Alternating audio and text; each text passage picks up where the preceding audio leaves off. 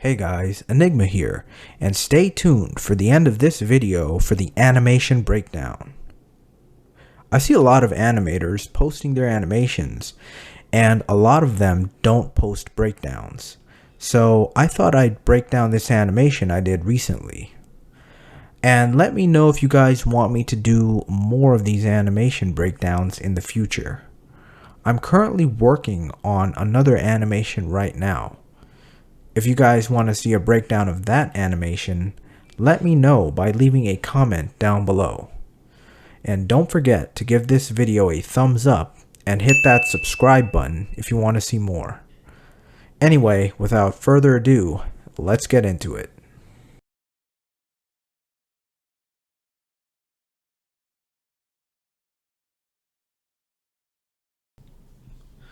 Alrighty, hey guys, Enigma here. So, I hope you all guys all enjoyed that animation. I'm just gonna go ahead and play it again once more. And there it is. So this is just a simple, I guess you call it like a power-up animation you'd see on a show like Dragon Ball Z or something like that. As a kid growing up in the 90s, I was heavily influenced by shows like Dragon Ball Z. So this is a simple, basically a 2-second animation, a little less than 2 seconds. It's a total of 42 frames running at 24 FPS. FPS just means frames per second, and that's how fast your animation will play back. So in North America, the standard is 24 FPS. You can set it to 30 FPS if you'd like, but I always animate at 24 FPS. So anyway, yeah, let's just do a breakdown of this animation. What I'm gonna do first is I'm gonna make sure that all of these other layers are locked, and I'm gonna go ahead and create a brand new layer right here, and I'll select a red pen right here. So it's always important to label your frames. I always label my frames. So as you can see here, I've got my figure right here, and if I turn this off on this little eye icon right here, if you guys can see it, he turns off. So I've got everything on its own layer, and I label it. I highly recommend labeling your layers because it'll help you stay organized. So what I've done now is I've created another layer, and this is where I'm going to get into the I'm basically gonna draw over. So anyway, yeah, let's get into it. So when I play it, I've got my anticipation here. He's charging up, and then bam, he explodes, and then we have all of this impact frame. So before I get to the impact frame, which is probably, the segment that you guys are probably most excited about, I actually want to talk about this first, because this right here is important before we even get to the impact. So these couple of frames right here, these are my anticipation frames, basically, right? And what I'm gonna go ahead and do is actually turn off all of this stuff. Well, actually, I want to keep that. I'm just gonna turn off this background stuff. And okay, good. Because that way it'll be easier when I draw over this. So if we look here, what I'm gonna draw now is something called a timing chart. So a timing chart, you can either do them like this, you can do them vertically. Hang on. In fact, I'll just use the line tool, it's easier. You can do them vertically like this, or you can do them horizontally. And in fact, you know what? I think I'm gonna go with the horizontal one instead. So, and then I'll take my brush and just draw on this timing chart. So, a timing chart is something that's used within Animation Studio. So usually the key animator will animate all the keyframes and maybe some of the breakdowns, and then they'll have like a timing chart, which is sort of like a timeline, and it'll have the frame number on it. So we're gonna go ahead and start at frame 10. And okay, so this is frame 10, right? Actually, I want to do this in red too. Hang on. There we go. This is frame 10, right? We're gonna start at frame 10. And the next frame is frame 11. Frame 11 here. So we're going from frame 10 to frame 11, and then we're moving on to frame 13 here. All right. So what we're doing now is we're showing the spacing between the different frames. So right now, these right here, from frame 11 to frame 13, this is what's called twos. And what twos basically means is that the drawing is held for 2 frames. That's basically what that means. So I have from frame 10 to 11, and then from 11 to 13, it's held for 2 frames. And then I have, let's see, then I have from 13 to 15, it's also held for 2s.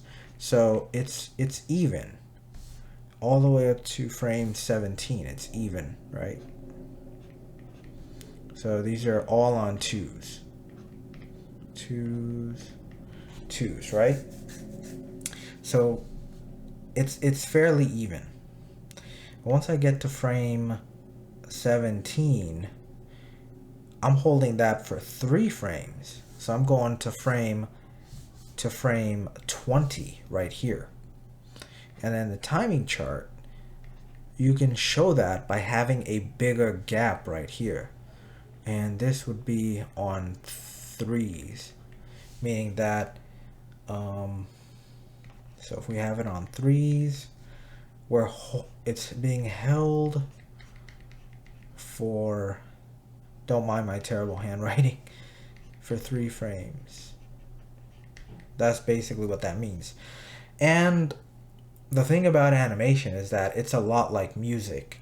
Sometimes you'll have your thumbnails, your storyboards, whatever, right?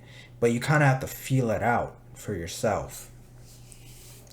But you can also reference live action or even anime. And we're going to get to that in a minute.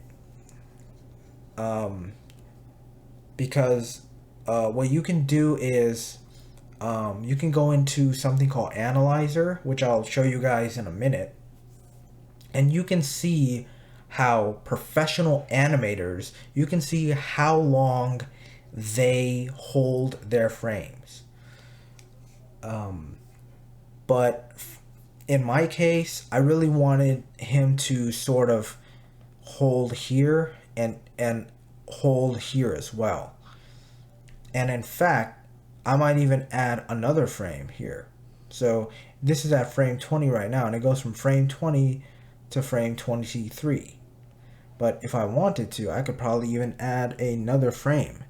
And a lot of it is like feeling it out. Again, like music. If for any of you guys out there who are musicians, like you guys have, you know, your musical notations like this, right? Which basically tell you how long to hold a note, right? So it's similar to that. Sometimes you have to like feel it out. So what I'll do now is I added just one frame. So this is from frame 20, now it's going to frame 24. And if you guys are using Adobe Animate like I am, I'm using the 2018 version, the frame counter will be right down there. It's rather small, but it's down there. So let's go ahead and play that back. And that's actually not that bad. By adding another frame, it adds a little bit more of weight. So you kind of have to like play around with it. So so all of this is essentially your anticipation. And anticipation is very important. Anticipation, very important. So the anticipation, think of it as your wind up, right? It's like if you guys ever watch boxing or any other sport, like for instance baseball, the pitcher or the boxer will wind up before they throw the punch or throw the ball. So think of your anticipation like that. It's the wind up. So that's what we're doing here. So now we're just going bam right there. And this right here is something called an overshoot. So let me go ahead and move all of this stuff.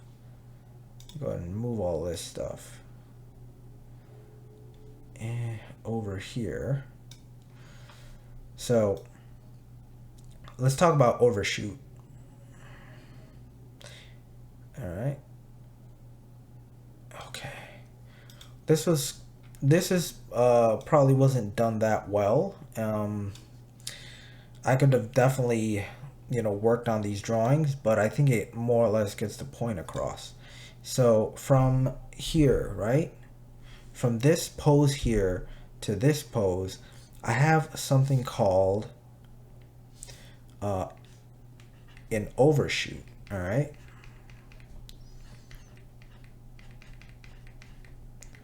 So an overshoot is sort of like this.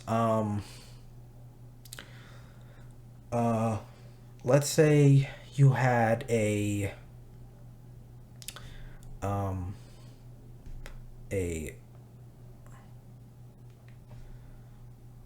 thing like this, right?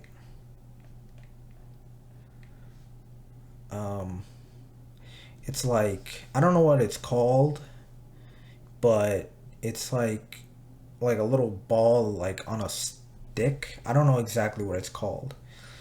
So if you were to you know, hit this ball, right, or flick it, it would, let me use a different color. Let's go ahead and use blue. So this ball would actually go like this. It would follow the arc, right? We all remember arcs. And then it would go like this, right? Like that, right? And then it would come back like this.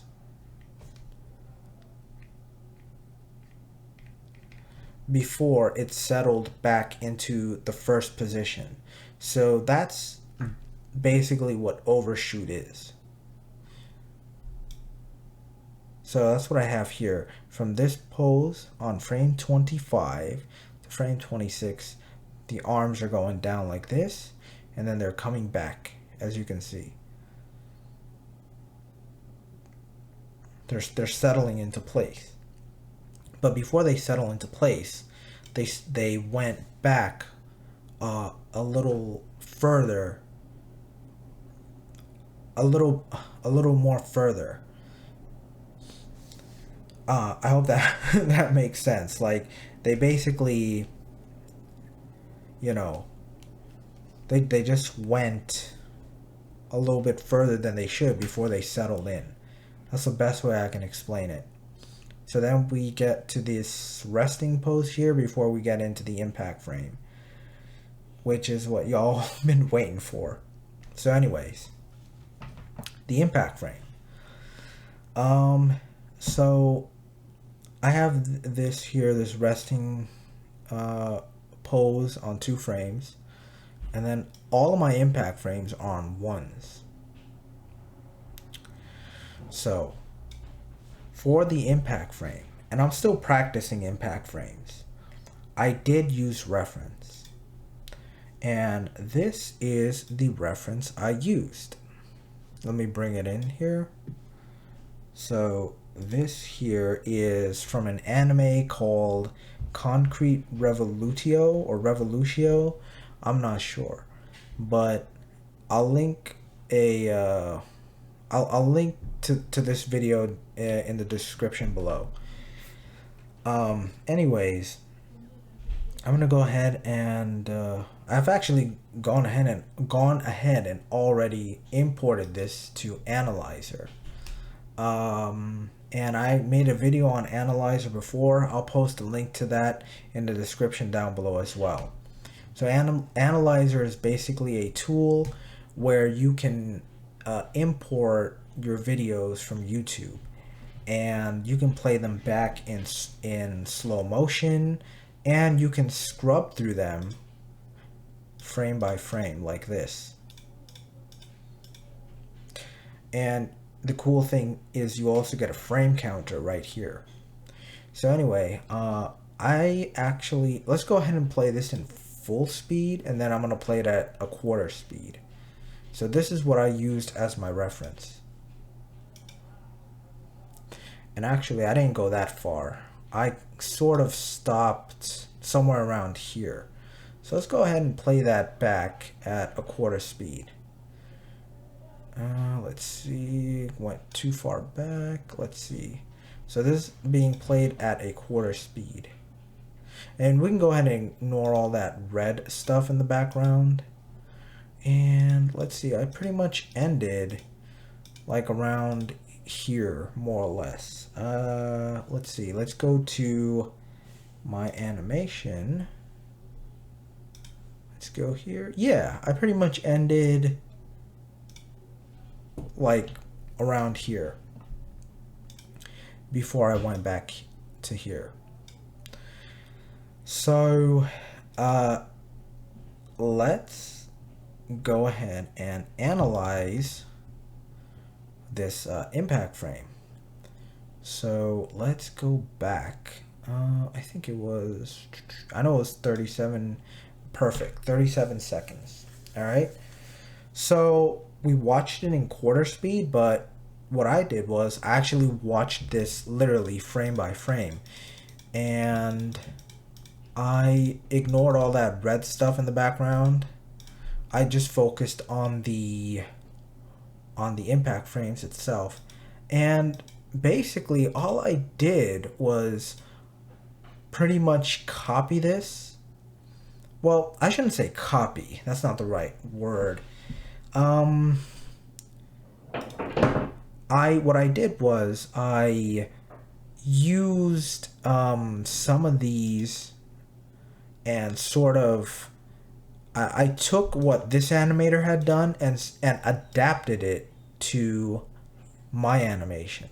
So it's really not copying so much as it is adapting something. So it's more of an adaptation. So if we go back here, let's go to the beginning here. And if we look at my animation on this frame here, let's go ahead and turn this off. I more or less adapted what this animator had done. Now, mind you, they did this much neater than I did. This is sort of sloppy, but again, you know, I sort of rushed this. If I had taken more time, I definitely could have made it look nicer. And also, Adobe Animate really doesn't have the best brush. The brush is very limited. I've actually recently started animating in Clip Studio, and I'm going to make a video in the future about animating in Clip Studio. And Clip Studio has much better brushes where you can get something like this. This is much cleaner and much neater. So if you guys want to take the time, and if you have Clip Studio, I recommend using it because of the brush library. It definitely has better brushes than Adobe Animate. But also to take your time, because I sort of rushed this and it looks sloppy. And in the future I may refine it, but for this video, I think it's fine because it gets the point across. So that's pretty much what I did. And as you can see, in this impact frame, it's sort of erratic. And everything is on ones. You see that?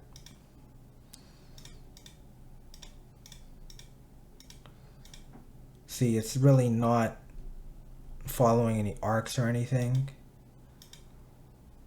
You see, like, you have this star here, and then it magically moves here, and then it'll like explode, and then it'll appear here, and it'll just grow bigger, and then we have a shot of the character here, and then we have this actually held for 2 frames. I'm surprised. Let me see. Frame 925, 926. Yeah, to 927. Wow. Okay. I did all of mine on 2s, but in fact, let's do this in real time.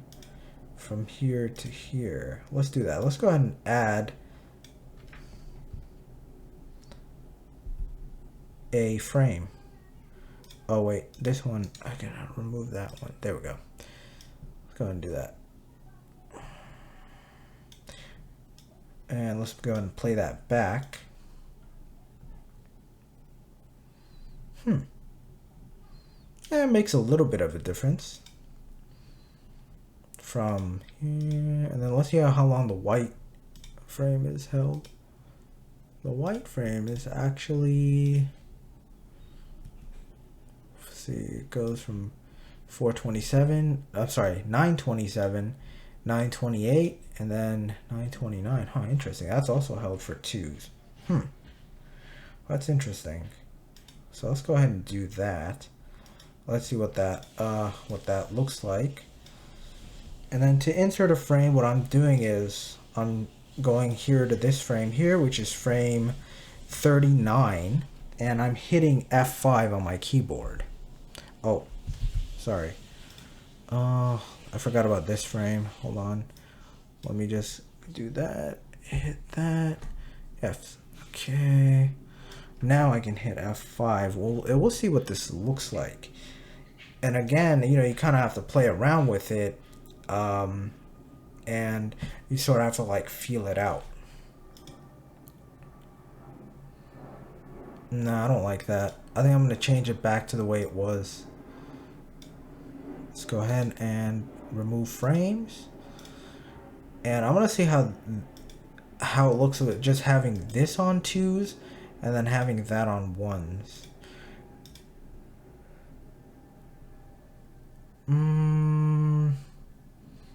It's fine. It's fine. So yeah, I mean that's pretty much it. And then all I really did was for this last frame, you just take this here. And actually no, I did draw a brand new frame for this one. But what I did was I took this frame and sort of well, actually, let me see something. Did I use the no, I didn't use the overshoot frame. Okay, now this is a brand new frame I just drew.